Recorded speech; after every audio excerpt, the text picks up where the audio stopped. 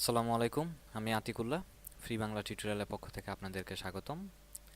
গত পর্বে আমরা ঠিক আমার এই HTML ফাইলের মতো আমাদের যে ক্যাটাগরি পেজটি, সেই পেজটি আমাদের স্টোর পেজে আমরা এইভাবে এখানে তৈরি করেছিলাম।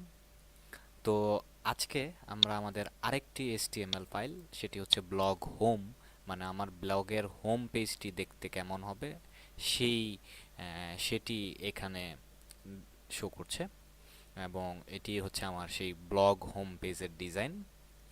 তো সেই ব্লগ হোম পেজের ডিজাইনের জন্য আজকে আমরা কাজ করব যে আমার ব্লগ হোম পেজের ডিজাইনটি যেন এরকম থাকে। তো আমি যদি এখন আমার ব্লগ পেজে যাই, তাহলে এখানে দেখতেই পাচ্ছেন যে আমার ব্লগ পেজটি যেরকম থাকার কথা সেরকম নাই।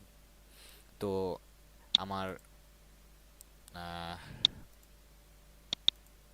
স্টোর পেজটি ওকে। তো এখন আমরা আমার ব্লগ পেজটি নিয়ে কাজ করব।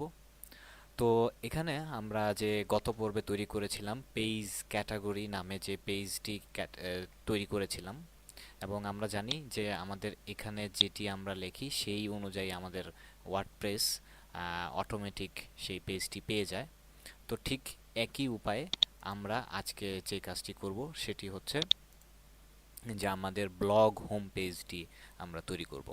তো সেটির জন্য একটি নতুন পিএইচপি ফাইল নেবেন ওয়ার্ডপ্রেস যে থিমের ফোল্ডারটিতে। তো আমি এখানে অলরেডি আমার পেজ ব্লগ পেজটি এখানে তৈরি করেছি, এবং এখানে আমি ব্লগ পেজটি তৈরি করেছি, ইটস ওকে। এবং আমার যদি আমার HTML এর ব্লগ হোম, তো এই ব্লগ হোমের এই পেজটির মধ্যে যদি আমরা যাই, এবং আমার ব্লগ হোম পেজের ডিজাইনটি যেমন আমি আমার ওয়ার্ডপ্রেসের সেটি এখানে টাইম টু টাইম চেক করে দেখব যে কোনটি এখানে আলাদা রয়েছে। তো প্রথমেই আমার এই জিনিসটি হচ্ছে ব্লগ হোমের ক্ষেত্রে কমন, ব্লগ হোমের ক্ষেত্রে নয়, যে কোনো পেজের ক্ষেত্রে কমন, যে ব্লগ হোম পেজ।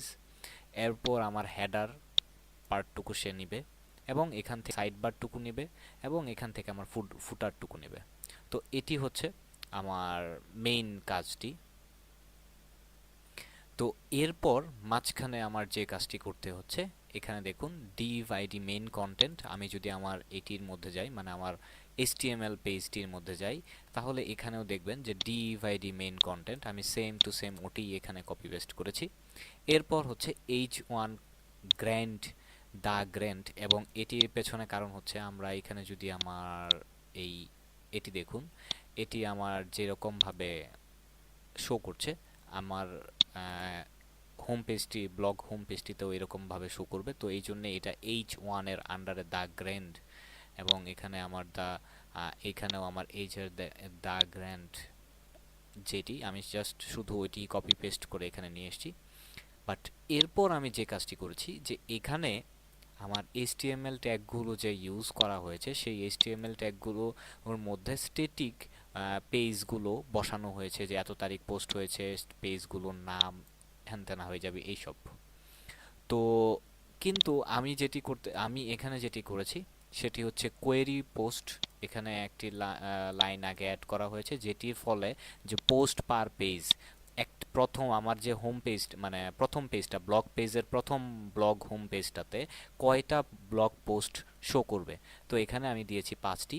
তো আপনি যদি 10টি, 60টি, 3টি, যা আপনার ইচ্ছা সেই অনুযায়ী আপনি দিতে পারেন। তো সেই হিসেবে আমি এখানে 5টি ব্লগ পোস্ট দিলাম।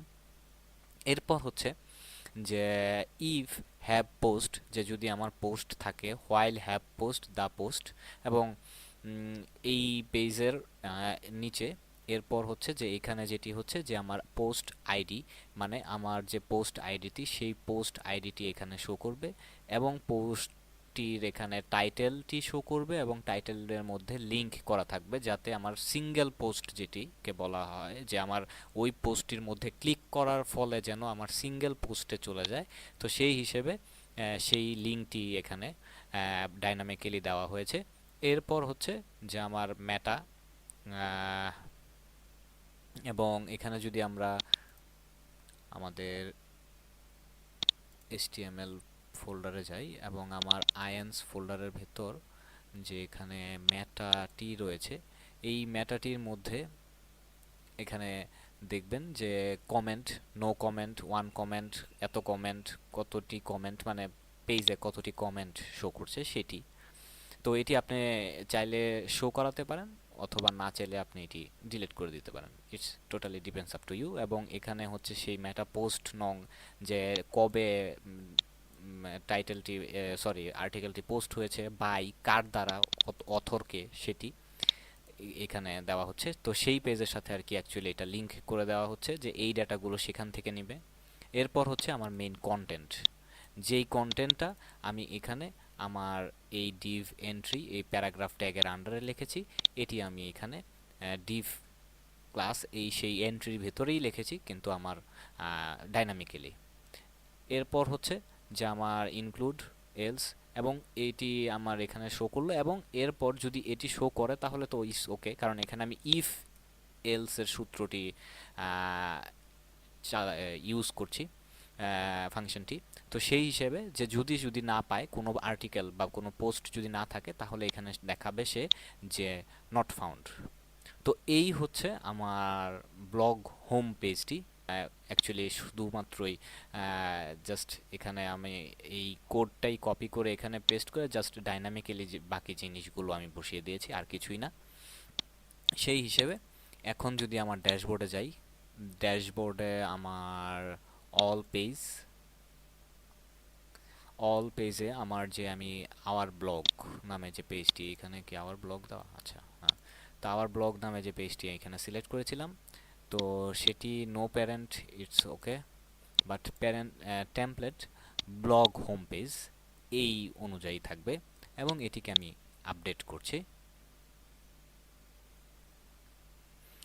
এবার যদি আমার পেজটিকে আমি দেখি, তাহলে এখানে দেখুন যে আমার এখানে যে আমার HTML ফাইলের ঠিক যেই রকম এখানে আমার সেরকম শো করছে। এবং এখানে একটি কথা বলা আছে, বলা বাহুল্য, যে এখানে আমার পোস্ট জয় তারিখ হয়েছে সেই তারিখটি, অথর এবং কতগুলো কমেন্ট, এবং এখানে আমার কমেন্ট সেকশনটা বাদ দিয়ে দিয়েছে।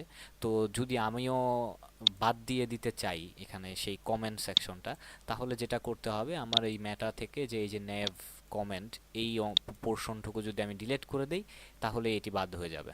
তো আমি এটি বাদ দিতে চাচ্ছি না, রাখতে চাচ্ছি, because it's really looks like good. এরপর যে কাজটি হচ্ছে যে এখানে আমার দুটি রয়েছে, বাট আমার এখানে একটি, কারণ আমার এখানে হ্যালো ওয়ার্ল্ড এই একটা পোস্টই রয়েছে। সো আমি কি করতে পারি বলেন ভাই? তো সেই হিসেবে আমি আরেকটা কাজ করতে পারি, সেটা হচ্ছে যে আমি আমার নিউ পোস্টে গিয়ে নতুন একটি আর্টিকেল পোস্ট করে দিতে পারি। সেটির নাম আমি এটির সাথে মিলিয়ে এখানে এটির সাথে মিলিয়ে, আরে এখন আবার সবগুলা ছোট হাতে লিখতে হবে, 5 ওয়েস, WIDGT, we get MANFACTURING,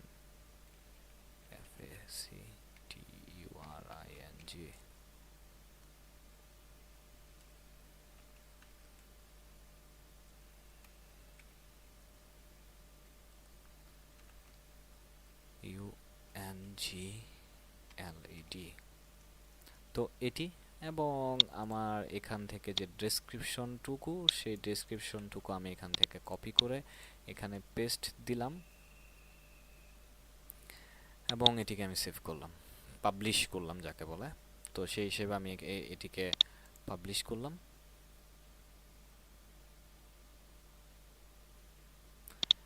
এবার যদি আমার কই গেল ব্লগ পেজ, তো আমার আওয়ার ব্লগ পেজটি যদি আমি রিলোড দেই, তাহলে এখানে দেখুন যে আমার সেম টু সেম, যে আমার HTML5 এ ঠিক যেই ডিজাইন, আমার এখানেও ঠিক সেম টু সেম ডিজাইন রয়েছে।